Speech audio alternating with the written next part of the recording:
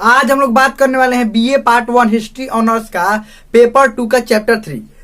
Chapter 3 का ये भाग 2 है। भाग 1 तक बहुत अच्छे से पढ़ लेते, अगर नहीं देखा है तो लिंक डिस्क्रिप्शन में प्ले लिस्ट का वहां देख सकते हैं या प्ले लिस्ट में जाकर देख सकते हैं। अब समझिए, भौगोलिक खोज के बारे में पढ़ रहे थे तो हम लोग भौगोलिक खोज के बारे में ये पढ़ लिए थे कि भौगोलिक खोज में कौन कौन नाविक था, कैसे कैसे भारत पहुंचा, अमेरिका कैसे पहुंचा, ये सब पूरा अच्छा से डिटेल में पढ़ लिए थे। अब समझने वाली बात यह है कि ये भौगोलिक खोज के बारे में आखिर क्यों पढ़ने के लिए कहा जाता है। ये भौगोलिक खोज का सेम टू सेम यही चैप्टर आप 9th क्लास में देखेंगे, 9th क्लास का एनसीईआरटी में, तो सेम टू सेम यही चैप्टर है भौगोलिक खोज वाला, कि भौगोलिक खोज के बारे में पढ़ना है। तो 9th क्लास में भी भौगोलिक खोज के बारे में पढ़ना है और ग्रेजुएशन में भी भौगोलिक खोज के बारे में आपको पढ़ना है। ऐसा क्या डिफरेंस है दोनों में क्या अलग अलग बातें हो जाती है। देखिए, 9th क्लास वाला जो भौगोलिक खोज के बारे में जो कुछ भी पढ़ना है वो सिर्फ इतना समझना है कि भारत का खोज किसने किया, अमेरिका का खोज किसने किया, ये 9th क्लास में सिर्फ पढ़ना है कि अमेरिका का खोज किसने किया, कैरावल जो जहाज था वो किसने बनाया, ये सिर्फ उसमें डाटा याद करना होता है। लेकिन इसमें आपको ये समझना होता है, ग्रेजुएशन में आपको ये समझना होता है कि आखिर ये भौगोलिक खोज क्यों हुए।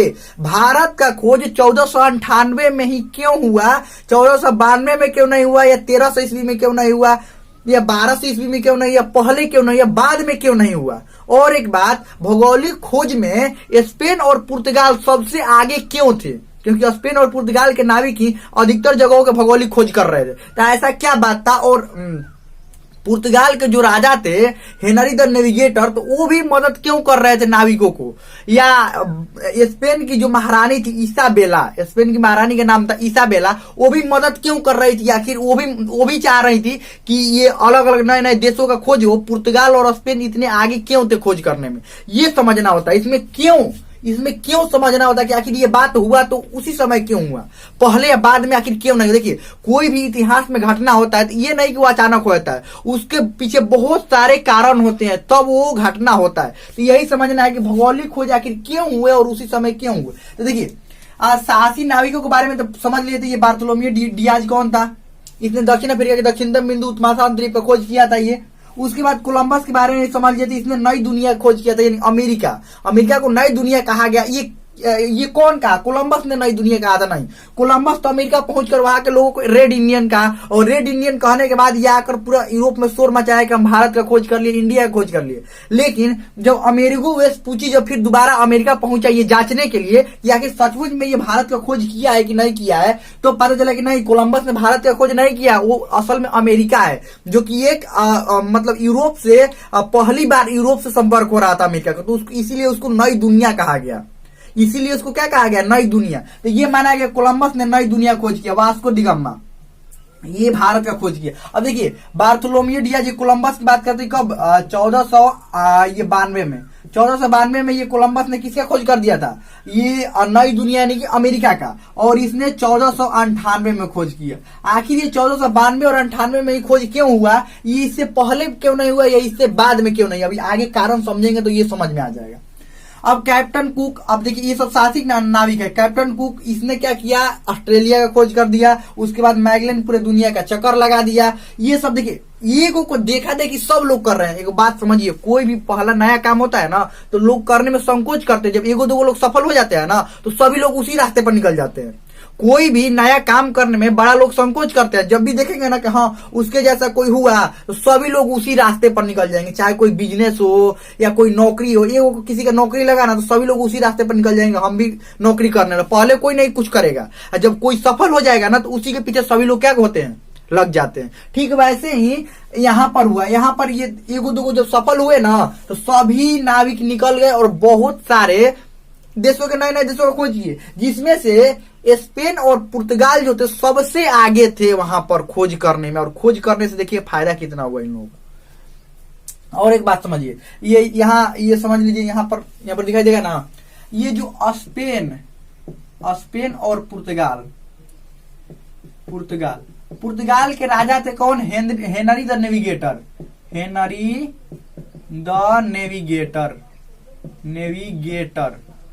और इसाबेला इसाबेला, यहाँ की स्पेन की महारानी थी। इन दोनों ने मदद किया था। किसके?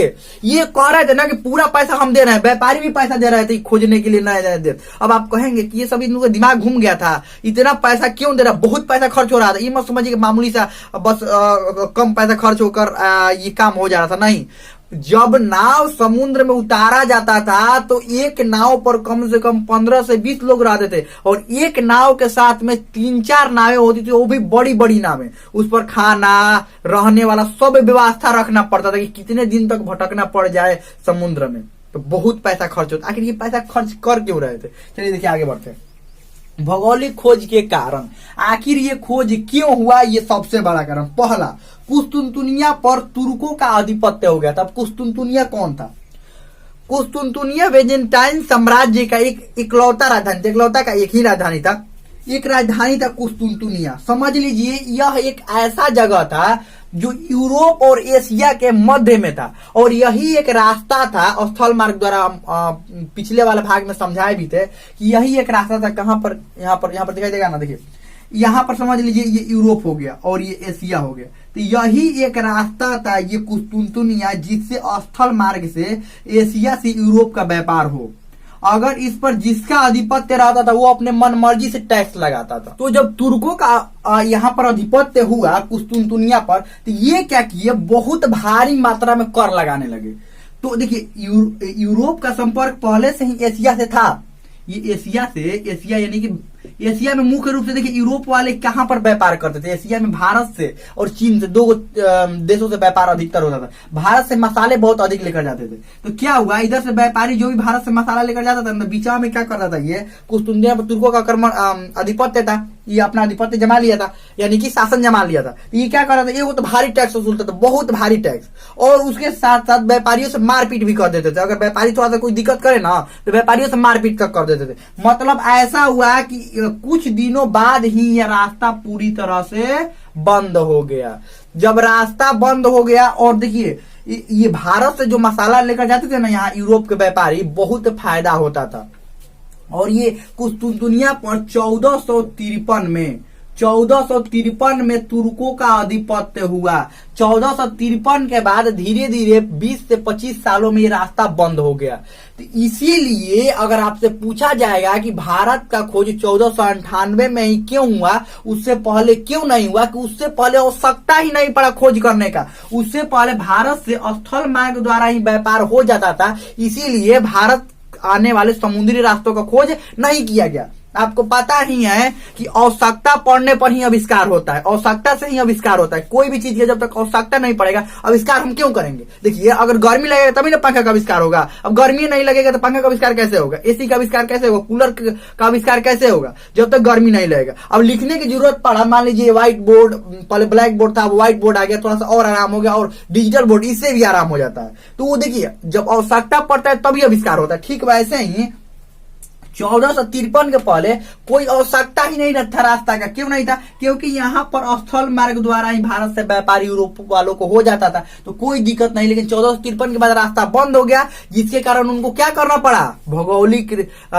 खोज को बढ़ावा देना पड़ा, और भौगोलिक खोज को बढ़ावा देने के क्रम में भारत आने वाले समुद्री रास्ता का खोज हुआ। कभी भी बात समझ लीजिएगा कि 1498 में भारत का खोज क्यों हुआ, 1498 के पहले क्यों नहीं हुआ? क्योंकि इससे पहले 1453 से पहले ऐसे ही व्यापार हो जाता था। क्या जरूरत है समुद्र में उतरने का, समुद्र में नाव लेकर जाने का, तो तूफान से लड़ने का क्या जरूरत है? तो यही कारण था, ध्यान रखिएगा। इसीलिए भारत का खोज 1498 में हुआ। चलिए आगे बढ़ते हैं। धर्म युद्धों का परिणाम। अब देखिए कुस्तुनतुनिया पर तुर्कों का आधिपत्य एगो तो कारण था ही भौगोलिक खोजों का, दूसरा धर्म युद्धों का परिणाम। अब देखिए 11वीं से 12वीं शताब्दी के बीच में ये जेरूसलम समझते हैं, आधुनिक इजराइल में जेरूसलम में धर्म युद्ध हुआ था। अब धर्म युद्ध कौन? ईसाइयों के बीच में और तुर्कों, ये सब बाकी पूर्व और पश्चिम के पश्चिमी देशों के बीच हुआ था। अब ये धर्म युद्ध बहुत सालों तक, लगभग 200 वर्षों तक चला था। 11वीं 12वीं शताब्दी में बहुत तेज था ये धर्म युद्ध, जिसके कारण लोगों को, पूर्व के लोगों को पश्चिम के बारे में जानकारी मिली, पश्चिमी लोगों के बारे में, पश्चिमी लोगों को से पूर्व के लोगों के बारे में जानकारी मिली। अब लोग ये चाहने लगे कि पश्चिमी लोग, जो यूरोप वाले, चाहने लगे कि इधर से व्यापार करें। मतलब यूरोप वाले पहले व्यापार करते थे, लेकिन अब और चाहने लगे कि व्यापार करें उनके बारे में जानने के लिए। तो लेकिन तुर्कों का तो बीच में आधिपत्य था। बीच में किसका आधिपत्य था? तुर्कों का। तो बीच में आधिपत्य था तो कैसे आ सकते हैं? आने देगा? पहली बात लड़ाई की है, आने देगा? नहीं आने देगा। इसीलिए धर्म युद्ध के बाद भी लोगों को और प्रोत्साहन मिला कि कोई और रास्ता का खोज किया जाए, कोई और विकल्प। तो सबको एक बात पता था कि भारत का जो कई हिस्सा है वो समुद्र से उनका जो सीमा है वो लगता है। जब समुद्र से सीमा लगता है तो मतलब सभी समुद्र एक दूसरे में मिले हुए हैं, और मिले हुए हैं तो कभी ना कभी हम भारत पहुंच जाएंगे। अगर समुद्र में हम उतरेंगे ना तो कभी ना कभी भारत पहुंच जाएंगे। ये सबको बात पता था। इसीलिए इन लोगों ने क्या उतारा? अपना जहाज समुद्र में उतारा, और आखिरकार इनको सफलता मिल गई। चलिए अब आगे बढ़ते। धर्म युद्ध का तो परिणाम हो गया, धर्म युद्ध के ने भी प्रोत्साहन दिया। और आगे पुनः जागरण का प्रभाव, भौगोलिक खोज पर सबसे अधिक जो प्रभाव था वो पुनः जागरण का था। पुनः जागरण भी इसी क्रम में हो रहा था। 11वीं 12वीं 13वीं मतलब 14वीं 16वीं शताब्दी के बीच बहुत ज्यादा मात्रा में पुनः जागरण का प्रसार हुआ। लेकिन ये 13वीं 14वीं शताब्दी से ही शुरू हो गया था ये। और पुनः जागरण में क्या हो रहा था? पिछले चैप्टर में पुनः जागरण में हम क्या बताते, क्या हो रहा था? लोगों के बीच बहुत ज्यादा परिवर्तन हो रहे थे। लोग दर्शन शास्त्र में बहुत ज्यादा समझने लगे थे, दर्शन को बहुत ज्यादा समझने लगे थे, और नए नए लेखकों का लेख पढ़ने लगे थे, और उनका स्थानीय भाषा में अनुवाद होने लगा था। किताब एक देश से दूसरे देश जाने लगे थे, और साथ ही अरस्तु जैसे विद्वानों का जो लेख है वो दूसरे लोग भी पढ़ने लगे थे, समझने लगे थे, नए नए आविष्कार होने लगे थे। और पुनः जागरण, लोग एक देश से दूसरे देश जाने के क्रम में ये अब सोचने लगे कि एक देश से दूसरे देश जाना है, लेकिन बीच में कौन है? ये है। तो कोई और रास्ता का भी खोज किया जाए, नए देशों का खोज किया जाए, नए देशों में घूमा जाए। पुनः जागरण ने यही तो था, नए देशों में घूमा जाए, समझा जाए, जिसके कारण पुनः जागरण ने भी किसको? भौगोलिक खोज को प्रोत्साहन दिया। आगे बढ़ते। नवीन वैज्ञानिक आविष्कार, इसका सबसे महत्वपूर्ण स्थान है नवीन वैज्ञानिक आविष्कार का। क्या हुआ नवीन वैज्ञानिक आविष्कार में कि ये दूरबीन बनाया जाना, जो कि गैलीलियो ने बनाया था, ध्यान रखिएगा, गैलीलियो द्वारा दूरबीन बनाया गया। उसके बाद दिशा सूचक यंत्र बनाया गया। देखिए, दूरबीन, दिशा सूचक यंत्र, नए नए वैज्ञानिक आविष्कार होने लगे, जिसके कारण क्या हुआ कि नाविकों को अब अपने नाव समुद्र में उतारने से डर नहीं लगता था, क्योंकि उनको पता था कि दिशा सूचक यंत्र मिल गया, दिशा देखने के लिए। अब देखिए, पानी में रहेंगे वहां पर, जब समुद्र में कोई नाविक उतरता है तो चारों तरफ तो पानी पानी दिखाई देता है। कुछ देर मान लीजिए स्थल दिखाई दिया, जब आगे बढ़ा चारों तरफ पानी पानी, तो उसको ये कैसे पता चलेगा कौन सी दिशा में जाना है और कौन सी दिशा में हम जा रहे हैं? दिशा सूचक यंत्र उस समय बन गया था, दूरबीन बन गया था। ये दूरबीन गैलीलियो का द्वारा दूरबीन बनाया जाने लगा था, और भी नए नए मशीन का आविष्कार होने लगा, जिसके कारण जो नाविक थे उनको काफी सपोर्ट मिला। अब समझिए, नॉर्मल सा नाव लेकर, ये ऐसे डंडा से चलाने वाला नाव समुद्र में उतार देंगे? नहीं उतारेंगे। और एक बात, हल्का नाव भी समुद्र में नहीं उतार सकते। हल्का नाव उतारेंगे तो उसी समय उलट जाएगा समुद्र में। इतना तेज तेज तूफान आता है समुद्र का तूफान, उसमें भारी नाव लेकर जाना पड़ता है समुद्र। कोई नदी नहीं है, भारी नाव और बहुत सारे उसमें सामान लदे हुए होने चाहिए, तभी वो नाव उसमें रह सकता है समुद्र में, तो वहीं पर उलट जाएगा नाव। तो इसलिए नवीन वैज्ञानिक आविष्कार ने भी बहुत ज्यादा सहयोग किया भौगोलिक खोज करने में। बड़े बड़े जहाज, कैरावल का नाम सुने हैं, 9th क्लास में पढ़े होंगे। कैरावल नामक जहाज, बड़े बड़े जहाजों में मशीन लगाए जाने लगे, और बड़े बड़े जहाज, काफी भारी भारी जहाज बनाए जाने लगे, जिसके कारण नाविकों को साहस मिला कि हाँ, बड़े जहाज है तो ये पानी में उल्टेंगे में नहीं। और नाविक अपना सामान, कई दिनों का राशन पानी लेकर उस पर चले जाते थे, और मतलब आगे देशों के, नए नए देशों को क्या करते थे?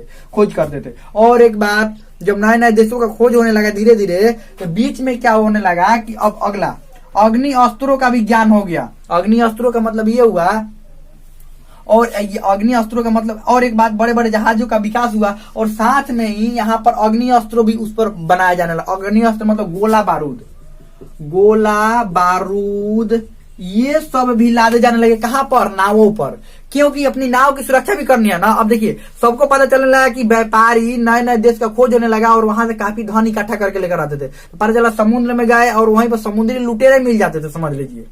जिसका नजदीक में मान लीजिए देश है, वहां पर आगे थोड़ा बढ़कर, और देखते थे कि उधर व्यापारी बीच में लूट लेता था। तो क्या करने लगे ये लोग? 14वीं 15वीं शताब्दी में ये वेनिस के जो निवासी थे और जो इटली वाले वही वेनिस इटली, तो वहीं के जो निवासी थे सबसे पहले 14वीं शताब्दी में अपने जहाजों पर क्या लादने लगे, गोला बारूद लादने लगे और अपने जहाजों की सुरक्षा के लिए उस पर सैनिक भी रखने लगे, जिसके कारण नाविकों को काफी सहयोग मिला कि अब हमको कोई लूट नहीं सकता है, बीच में कोई रास्ता नहीं रोक सकता, जिसके कारण और नए नए देशों को खोज करने में इनको काफी मदद मिली। फिर भौगोलिक ज्ञान में वृद्धि हुआ।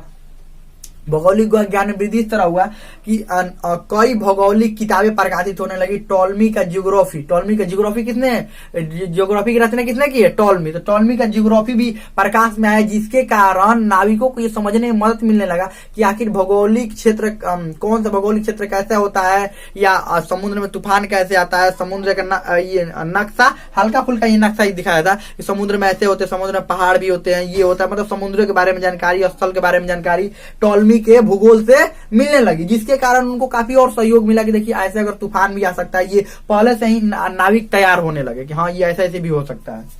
और साथ में शासकों द्वारा नाविकों को मदद भी किया जाने लगा, ये भी एक सबसे बड़ा कारण था। इस शासकों द्वारा नाविकों को मदद, जैसे यहाँ पर पुर्तगाल के जो शासक थे हेनरी द नेविगेटर, इसने मदद किया। स्पेन की महारानी थी इसाबेला, इन्होंने भी मदद किया किसको, नाविकों को नए नए खोज करने का। अब देखिए नए नए खोज करते थे तो क्या होता था, नए खोज किए ना तो वहां पर जाकर व्यापार करते थे, काफी अधिक मुनाफा मिलता था, तो राजाओं को भी फायदा होता था कि काफी अधिक मुनाफा मिल रहा है तो अल्लाह ने जो सामान लाकर बेचने तो हमको भी मिलेगा, इसीलिए सब राजा मदद कर रहे थे। ये नहीं कि इनको कोई शौक नहीं था कि नए नए देशों को खोजो, नहीं, अपना फायदा के लिए सभी लोग मान चलो अपने फायदा के लिए कम से कम ढूंढवाए तो नया रास्ता।